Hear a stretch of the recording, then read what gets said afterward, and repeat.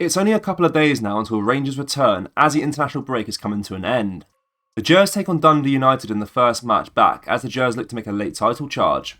In today's video, we provide you with a major update with regards to a breakaway plot regarding Rangers and also go over all the latest Rangers news from the last 24 hours. There is so much to cover in today's video.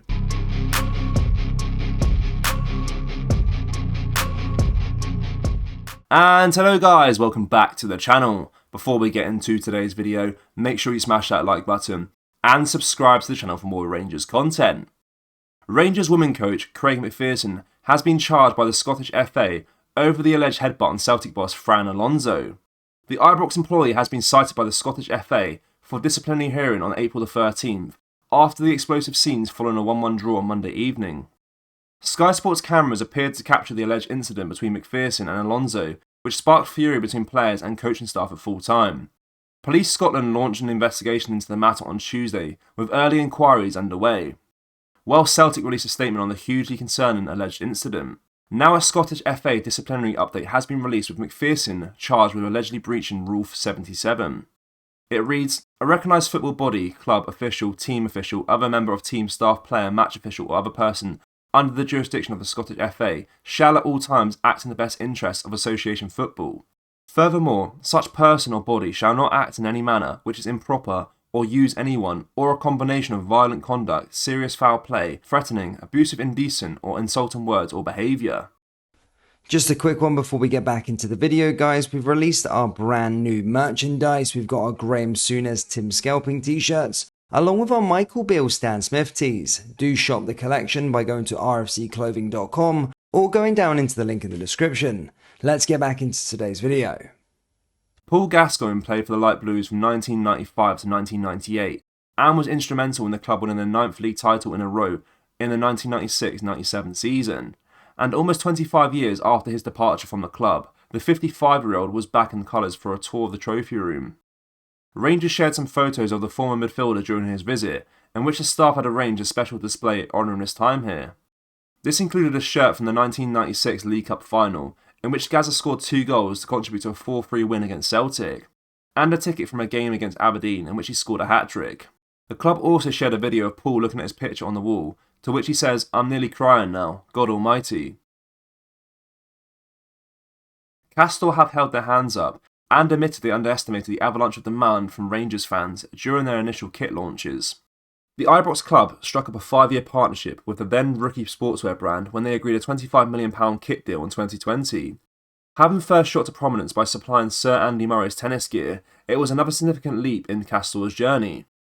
It also appeared to be a major learning curve for brothers Tom and Phil Behorn, who had co-founded the company just 5 years prior.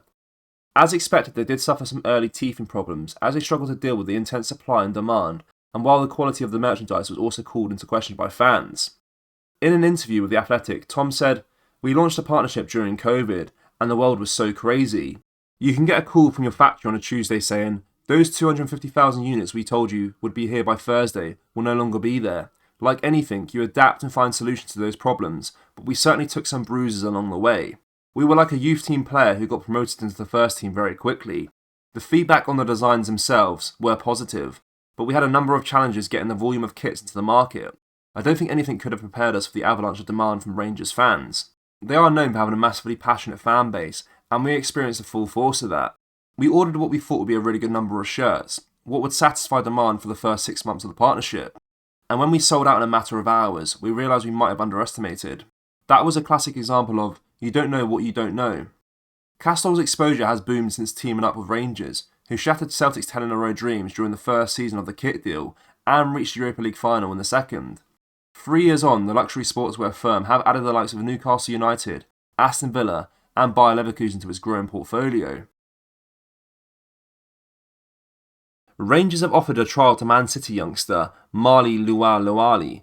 The young centre-half, who's 16, has travelled to Glasgow as he looks to win a contract at Ibrox after being allowed to make the trip north. Football Scotland understands a promising team will not be offered his first professional contract at the Etihad, which has opened the doors to Gers Academy staff taking a look at his potential before ultimately making a decision. Young Luali has been at City since he was around 8 years old, after having come through the young age group at Blackburn Rovers. He has also represented New Zealand under-17s. It comes as the Light Blues continue to invest in their B team and academy outfits, having brought in talent from English football throughout the past few years. The likes of Zach Lovelace and Chelsea's Alex Kabakpi have arrived in Glasgow, while they also scour the youth ranks of fellow Scottish clubs, with Bailey Rice recently penning their deal. Just last year, Gers also added an influx of talent, with 5 kids signing on the same day, including Cameron Cooper from Partick Thistle and Kieran Willocks of Inverness. Professional contracts can be handed out in Scotland 1 year earlier than in England, with youngsters able to secure terms at 16. Lou Loire is the son of rugby league star Kyle Loire-Lou, who has played for the Leeds Rhinos down south. FIFA's new agreement with the European Club Association is a major blow to the Super League project, which has promised to double Rangers and Celtic's European revenue according to multiple resources. The ECA announced earlier this month that it had signed a renewed memorandum of understanding with the World Football's governing body, reaffirming the pair's long-standing alliance. The agreement, which was linked at the ECA General Assembly in Budapest, Hungary, will see FIFA and ECA continue to collaborate closely on a range of governance matters. It emerged earlier this year that FIFA had flirted with the idea of supporting the Super League's plot to resurrect the breakaway competition aborted in April 2021. That is in stark contrast to the stance adopted by the ECA, who have consistently been one of the loudest and most empathetic voices in the pushback against the Super League. We have been told by the governance source that the renewed ECA-FIFA partnership is another nail in the coffin of the controversial project, which is now looking increasingly unlikely to see the light of day. The Super League retains the support of Barcelona, Real Madrid and Juventus, and has launched an aggressive PR campaign under its overseas A22 sports management. But it may be forced to fold altogether if the European Court of Justice upholds the advice of its Advocate General, Athanasis Rantos, in a crucial case later this year. Rantos argued that FIFA and UEFA are entitled to penalise clubs who join breakaway leagues, which would all but end A22's hopes of relaunching the competition under a revised format. A22 CEO Bernd Rijkaard recently appealed directly to Rangers and Celtic, saying there is a place for Scottish clubs in a multi-tiered Super League. Documents seen by us show that A22 forecast that they can double the European revenues of participating teams, and that would mean Super League revenues of around £60 million for the 2 Glasgow clubs. Rangers fans, would you want the Gers to join a European Super League, and are you a fan of Castore's kits? Let me know your thoughts down in the comment section below.